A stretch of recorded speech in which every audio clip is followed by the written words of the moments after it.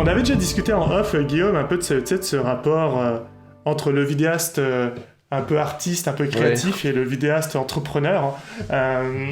Qu'est-ce que ça t'évoque, toi, quand on se dit ça? Alors moi, ça m'évoque, c'est marrant que tu dis ça parce que j'étais en train de me dire juste avant que j'avais oublié une grosse partie de ma vie en racontant qui j'étais, qui était ça en fait. C'est-à-dire que je trouve que les deux sont, je vais pas dire antinomiques, mais ils sont, en tout cas, ils sont pas sur le même plan. Hein. C'est-à-dire que oui, vidéaste entrepreneur et vidéaste artiste, disons, ça va pas trop ensemble dans le sens où moi, quand j'ai commencé par exemple la vente, à vouloir me professionnaliser, genre demander 500 € pour une vidéo, c'était impensable quoi. C'était vraiment une peur bleue, le stress intérieur de me dire mais non mais t'es malade, je viens de commencer, t'es fou, je peux jamais demander 500 €, t'es malade quoi, ça marchera pas. Et j'avais un ami, un petit peu comme toi du coup, qui me disait non mais si t'augmentes ton prix, tu mets 1000 € maintenant.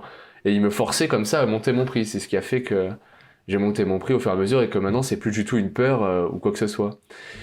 Bah du coup voilà, c'est-à-dire que je trouve que l'entrepreneuriat, c'est la vente en tout cas, c'est super important à avoir lorsqu'on lance une entreprise. Et en fait, faut comprendre c'est que la vidéo est le moyen d'arriver à un résultat et de proposer un résultat pour une entreprise.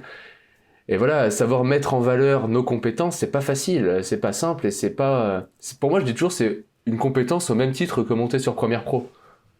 Donc je sais pas ce que t'en penses.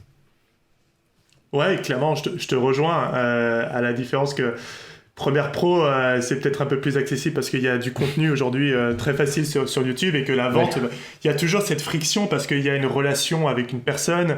Tu sais, je pense qu'en plus pour le vidéaste, c'est difficile parce qu'il se vend lui-même. Tu vois, finalement, quand moi j'étais chasseur de tête, c'était facile pour moi parce que je portais la casquette de mon cabinet de chasse, de mon cabinet de conseil. Donc, quand je me prenais un vent ou quoi, ou que je me faisais dégager par un client, bah, je me disais, bah, c'est pas grave, c'est pas moi en fait, c'est l'entreprise. Pour un vidéaste, c'est pas la même chose, quoi. Il a les deux casquettes, il a la casquette personnelle et la casquette professionnelle finalement. Et je pense que c'est encore plus difficile de savoir se vendre que de vendre finalement une prestation, quoi. Pourtant, quand on prend un peu de recul, on se dit qu'un vidéaste, eh bien, il pourrait faire la distinction entre les deux et peut-être que ça pourrait d'ailleurs le libérer pour plus facilement vendre sa solution. Ouais, mais ça c'est un truc que je dis régulièrement qui est de... Bah, en fait, si jamais tu sais pas vendre, tu sais pas expliquer à ton client pourquoi t'es le meilleur pour son besoin, bah rien d'autre est important. C'est-à-dire que si jamais t'es super fort en colorimétrie, tu maîtrises After Effects sur le bout des doigts, t'as le meilleur matos qui soit, voilà, t'as plus de 100 000 € de matériel, si jamais tu sais pas expliquer à ton client bah, pourquoi il a besoin de la vidéo, il va pas passer à l'action avec toi.